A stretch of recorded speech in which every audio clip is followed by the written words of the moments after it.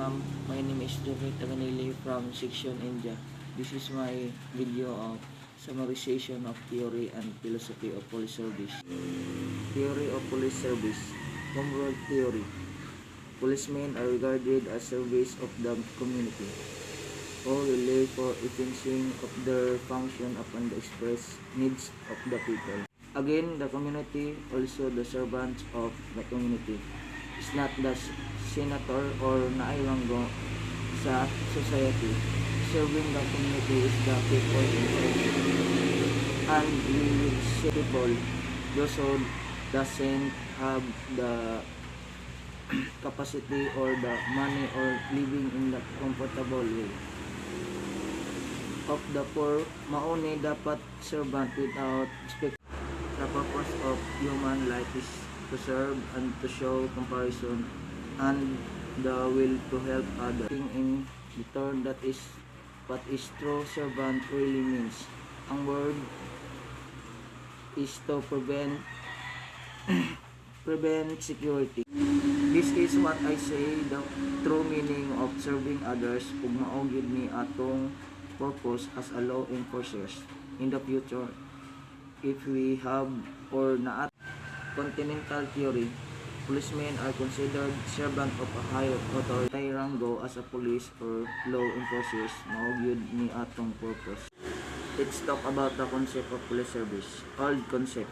Sa old concept, which is traditional because it means mas dagan ang i-throw inside the jail rather than keeping them out. Diri nagpasabot nga ang punishment sa old ay mas ma-feel because of the numbers of prisoners. Modern concept. This concept considers the police as a mechanism of crime prevention. This goal of policing is preventing crime dili ini pagdakop sa criminals. Nature of policeman. A policeman must have a mind of a lawyer, soul of the heart of social workers. Basic police mission, police organization, units, principle of police organization. Line structure. The line structure is the oldest, simplest, and clearest from organizational design. 3 types of organizational design. 4 basic structural types of design may be found within organizations such as police. There are line staff, functional, and matrix. Yung gigamit sa Philippine Constabulary, maunay tawag sa police sa yung gigamit sa Philippine Constabulary, maunay tawag sa police sa line structure. Kanang line structural maunay oldest or pinakatigulang nga organizational structural mao pan continue to provide direct service to the public. Line and staff function. As more demands for service are placed on police departments, there is need to add internal support functions so that the line function can. Line and staff function. Kanang line ang staff function, maunay demand or mas daghan ang migamit ani and then nabutang siya sa police department. Din pwede sa dugangan og internal function para diretso ang police service to the public ay police is a public servant. Internal function para diretso ang police service to the public ay police is a public servant. Ang ikatulo, functional structure. The functional structure is one means by which the line authority structure of an organization can be modified. Functional structure. Kanang functional structure from the word functional. Magamit siya which one the line authority means nga pwede nimo siya i-modified or dili. Principle of police organization. Span of control. Span of control. The concept of span of control, also known as management ratio, refers to the number of subordinates controlled directly by a superior.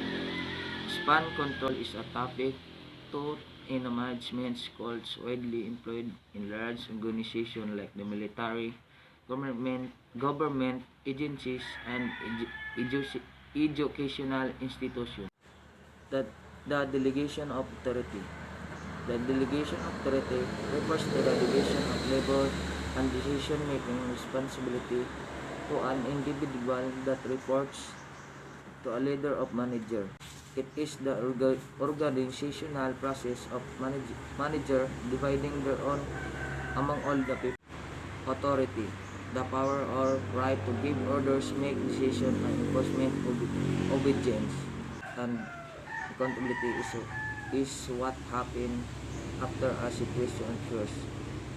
It is how a person responds and takes ownership of the result of task.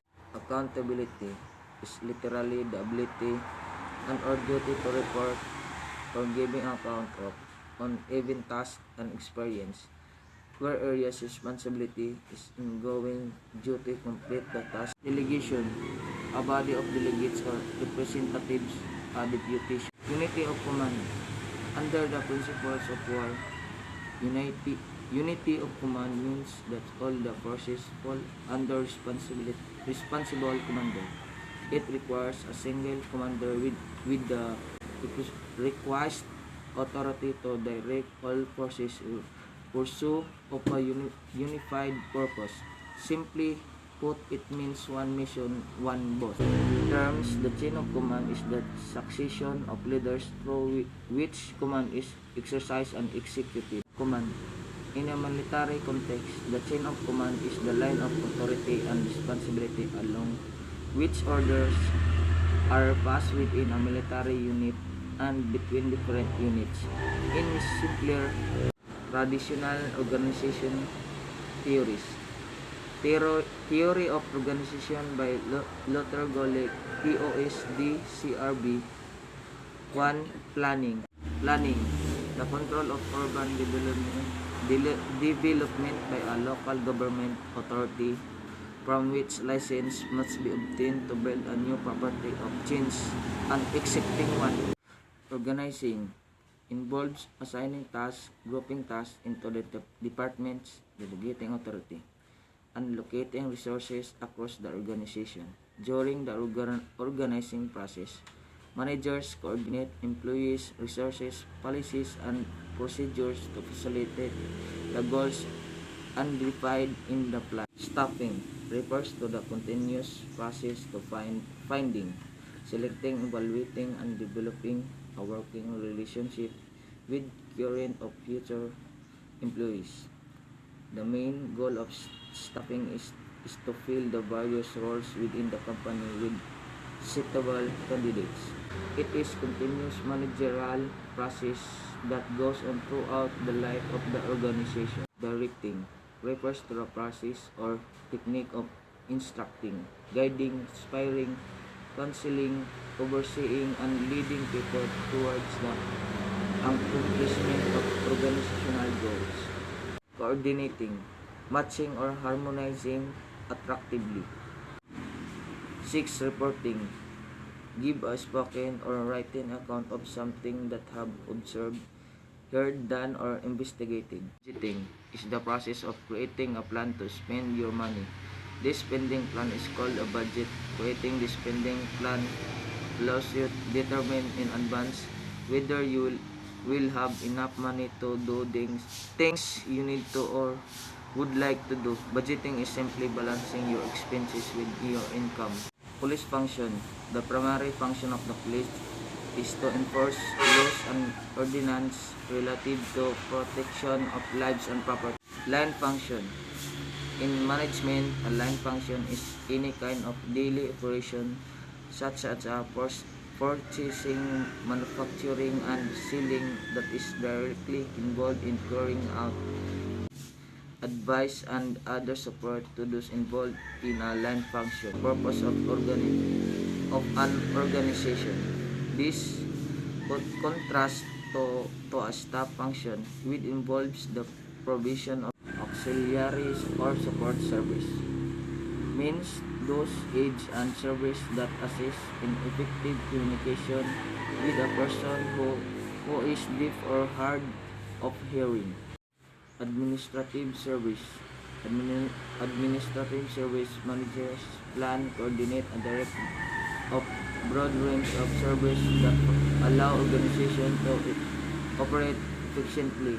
The will distribution of and office upkeep specific responsibility vary, but these managers typically maintain the facilities and supervise activities that include record keeping.